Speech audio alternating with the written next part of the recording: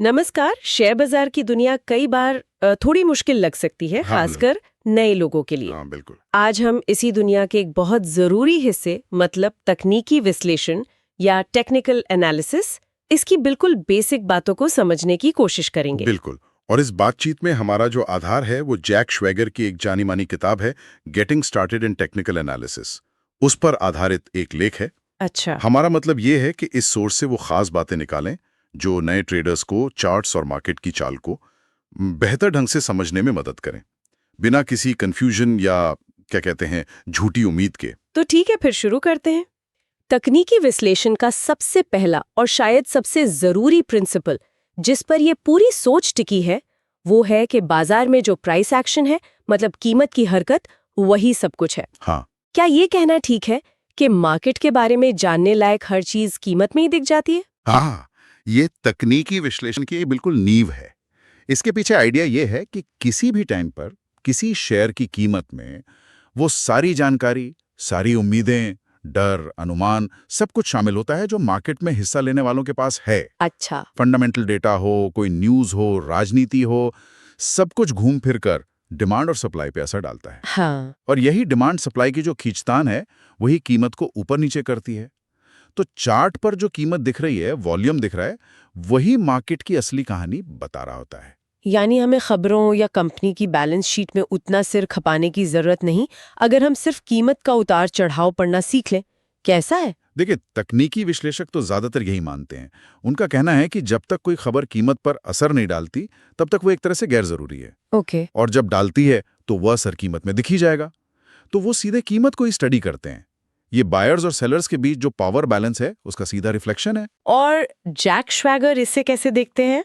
आपने एक समीकरण जैसी बात कही थी शुरू में। हाँ, हाँ, श्वैगर तकनीकी विश्लेषण को एक बड़े मतलब सिंपल लेकिन गहरे समीकरणों में बताते हैं। Technical analysis equals market psychology plus probability. अच्छा, मार्केट साइकोलॉजी प्लस प्रोबेबिलिटी। हाँ, और ये बहुत जरूरी है समझना। ये सिर्फ चार्ट पर लकीरें खींचना या पैटर्न ढूंढना नहीं है।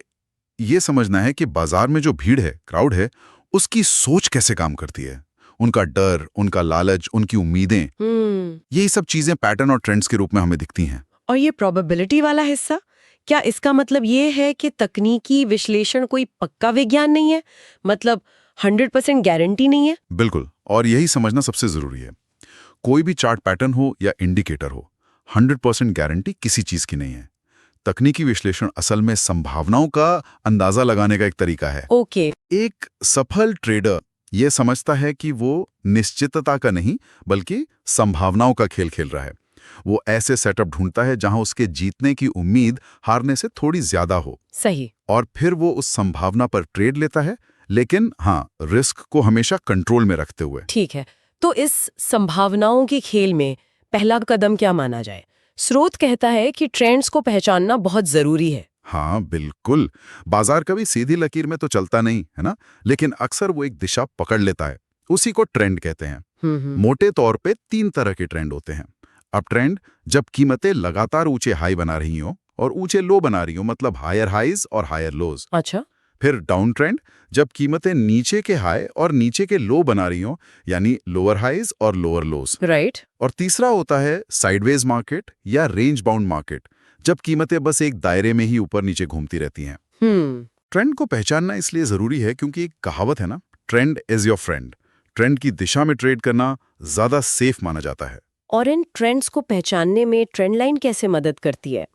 गाइड में लिखा है कि सही ट्रेंड लाइन बनाना सीखना अहम है, पर मुझे लगता है ये थोड़ा सब्जेक्टिव नहीं हो सकता। मतलब कहाँ लाइन खींचनी है, ये हर कोई शायद अलग तरह से देखे। सवाल आपका बिल्कुल जायज है। ट्रेंड लाइन खींचने में थोड़ी सब्जेक्टिविटी आ सकती है शुरू में, लेकिन इसके कुछ नियम हैं, गाइडलाइंस है। जैसे अप ट्रेंड में ट्रेंड लाइन कम से कम 2 या उससे ज्यादा इंपॉर्टेंट लो पॉइंट्स को जोड़कर खींची जाती है। डाउन ट्रेंड में ये कम से कम 2 या ज्यादा इंपॉर्टेंट हाई पॉइंट्स को जोड़कर बनाते हैं। अच्छा। जितनी ज्यादा बार कीमत उस लाइन को छूकर वापस मुड़ती है, वो ट्रेंड लाइन उतनी ही मजबूत मानी जाती है।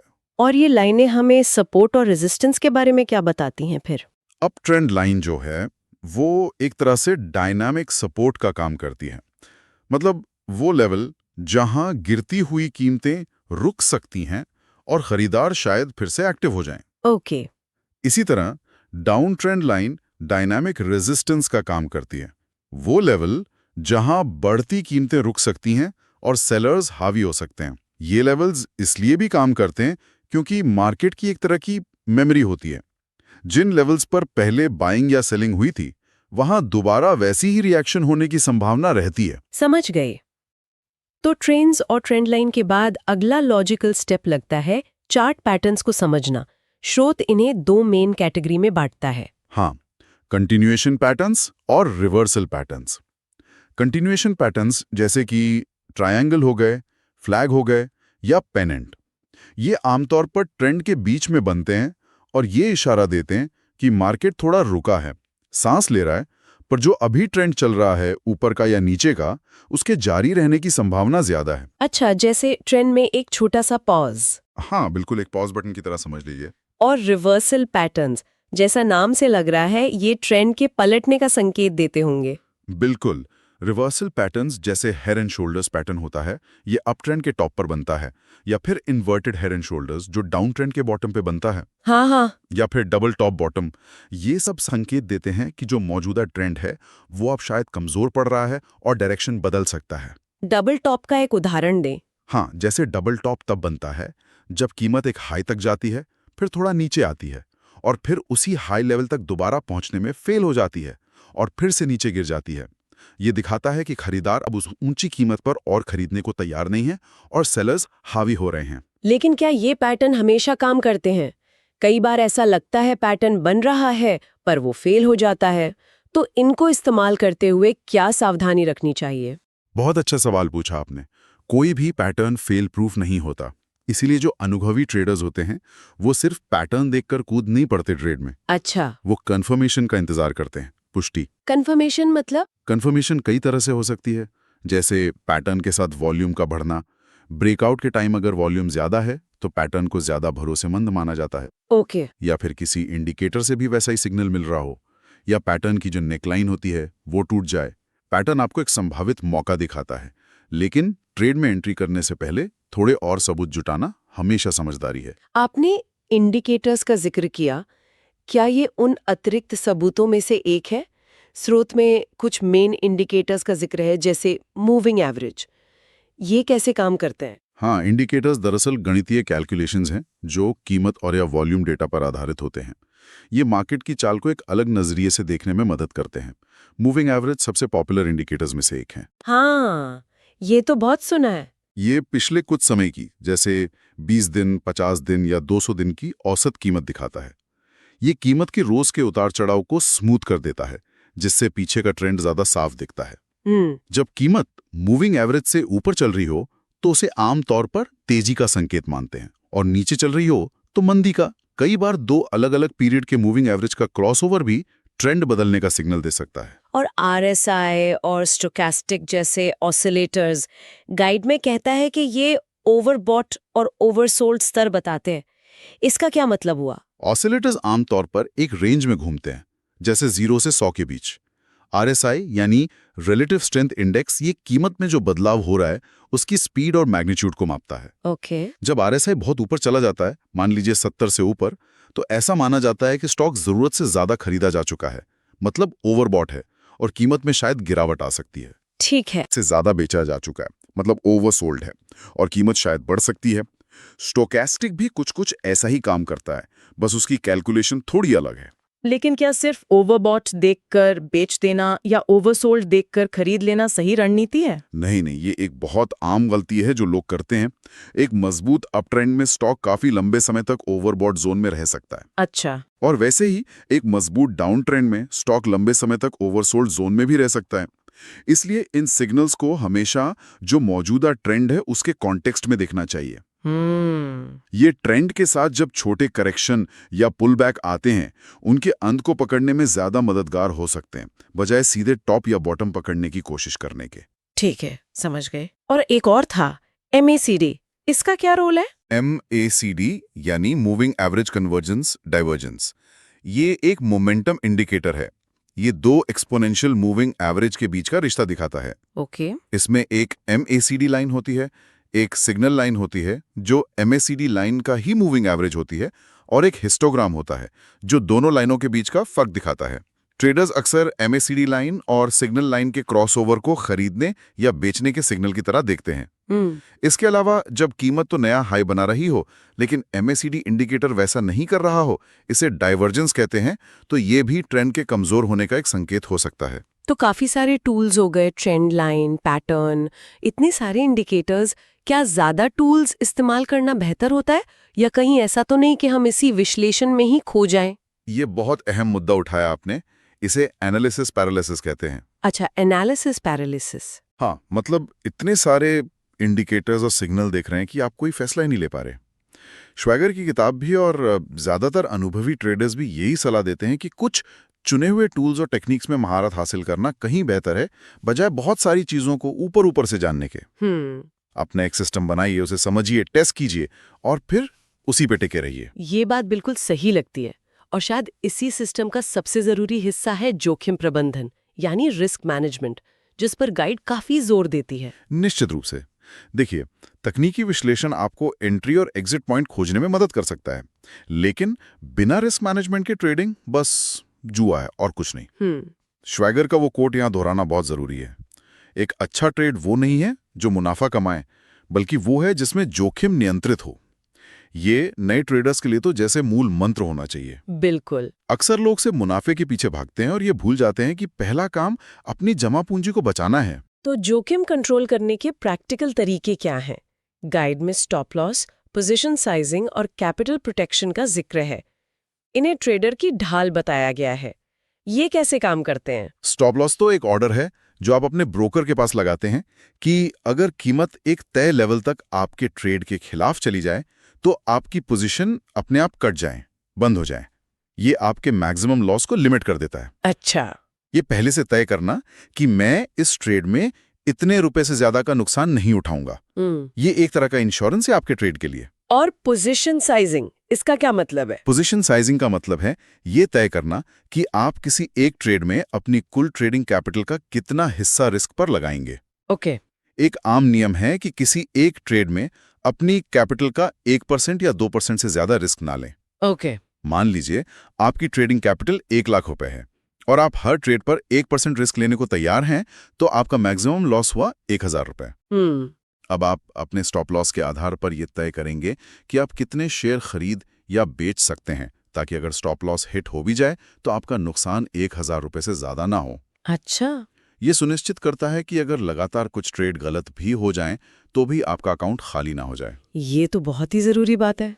ये पक्का करता है कि आप मार्केट में टिके रहें, भले ही शुरुआत में कुछ गलतियां हों। बिल्कुल, कैपिटल प्रोटेक्शन ही पहला लक्ष्य होना चाहिए। प्रॉफिट तो बाद में आएगा। अगर कैपिटल ही खत्म हो गई तो आप खेल से ही बाहर हो जाएंगे, फिर चाहे आपने कितना भी अच्छा एनालिसिस क्यों ना सीखा हो। सही बात है। एनालिसिस और रिस्क मैनेजमेंट के साथ साथ एक और पहलू है जिस पर गाइड बात करती है, ट्रेडिंग साइकोलॉजी। ये कितना अहम है? कई अनुभवी ट्रेडर्स तो ये मानते हैं कि लंबी अवधि में सफलता के लिए ये सबसे अहम फैक्टर है। तकनीक सीखी जा सकती है, रिस्क मैनेजमेंट के नियम बनाए जा सकते हैं, लेकिन अपनी भावनाओं, अपने इमोशंस पर काबू पाना सबसे मुश्किल काम है। गाइड कहती है कि डर और लालच, फियर और ग्रीड, ये वो दो मेन इमोशंस हैं जो बाजार को चलाते हैं और ट्रेडर्स से गलतियां करवाते हैं। इसके कुछ उदाहरण दे सकती हैं? ये डर और लालच कैसे काम करते हैं असल में? जरूर।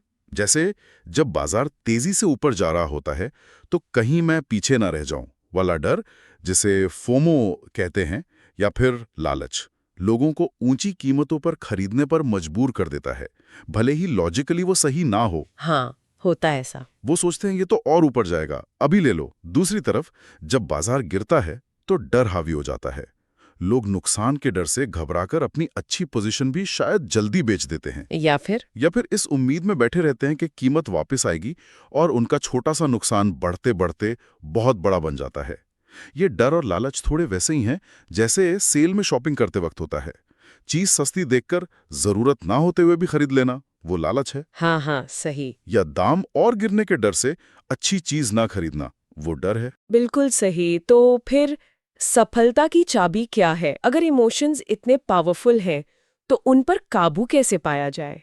गाइड के हिसाब से चाबी है अनुशासन और धैर्य, डिसिप्लिन और पेशेंस। अच्छा।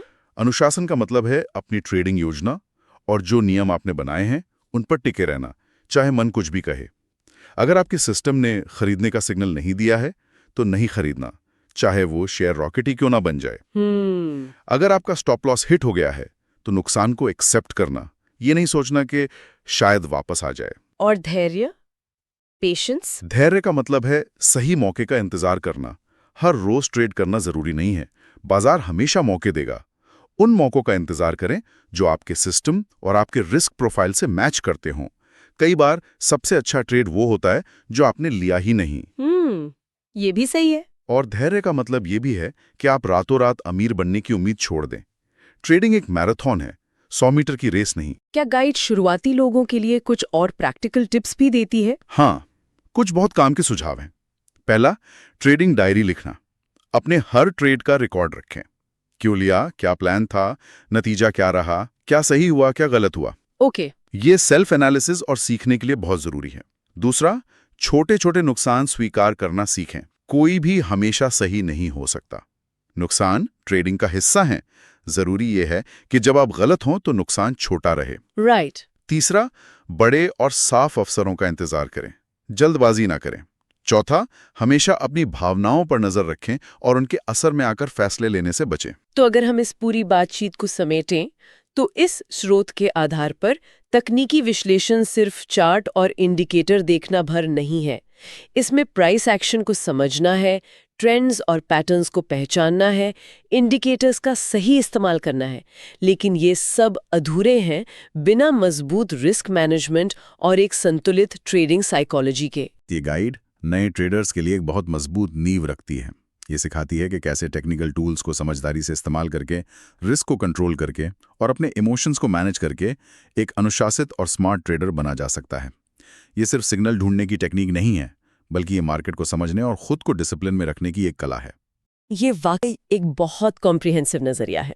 अब इस सारी बातचीत के बाद एक सवाल मेरे मन में आ रहा है और शायद हमारे सुनने वालों के मन में भी आए। हाँ, पूछिए। हमने तकनीकी उपकरणों, चार्ट पैटर्न्स, इंडिकेटर्स पर काफी बात की और हमने रिस्क मैनेजमेंट और साइकोलॉजी की अहमियत को भी समझा। सवाल ये है कि क्या लंबी अवधि में ट्रेडिंग में सफल होने के लिए इन टेक्निकल टूल्स में महारत हासिल करने से भी ज्यादा जरूरी वो मनोवैज्ञानिक पहलू को साधना है? मतलब अनुशासन, धैर्य बनाए रखना और डर और लालच जैसी पावरफुल भावनाओं पर लगातार काबू पाना। क्या असली लड़ाई बाहरी बाजार से ज्यादा हमारे अंदरूनी मन से है?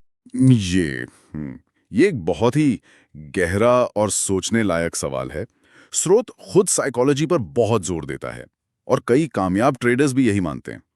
देखिए, टेक्निकल स्किल जरूरी है, वो आपको खेल के नियम सिखाती है, लेकिन उन नियमों का लगातार पालन करने की क्षमता, प्रेशर में शांत रहने की काबिलियत, नुकसान से सीखना और अपने ईगो को दूर रखने की क्षमता, ये सब तो मनोवैज्ञानिक गुण हैं। तो शायद असली चुनौती चार्ट पढ़ने में उतनी नहीं है जितनी खुद को पढ़ने और खुद को कंट्रोल करने में है। और शायद यही वो विकार है जिसके साथ हम अपने सुनने वालों को आज के लिए छोड़ सकते हैं कि तकनीकी विश्लेषण सीखते हुए अपने अंदर के ट्रेडर को भी समझना और ट्रेन करना उतना ही, बल्कि शायद उससे भी ज्यादा जरूरी है।